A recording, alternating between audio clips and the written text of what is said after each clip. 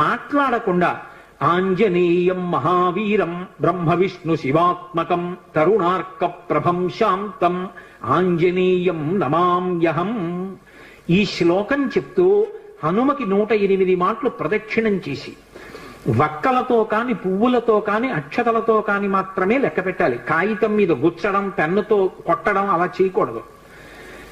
వక్కలు 108 ఓ డబ్బాలో పట్టుకెళ్ళి ఖాళీ డబ్బా పట్టుకెళ్ళి ఈ ఒక ప్రదక్షిణం చేసినప్పుడు మళ్ళీ స్వామి దగ్గరికి రాగానే నిలబడి ఈ శ్లోకం చెప్పడం.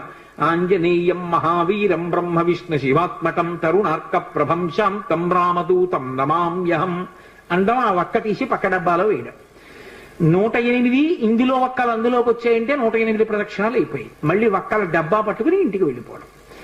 హనుమ యొక్క ప్రదక్షిణముల చేత ఆయన అనుగ్రహంతో ఎటువంటి కోర్కెలను కూడా ఆయన తీర్చగలిగిన శక్తి కలిగిన వాడు అని అనుభవం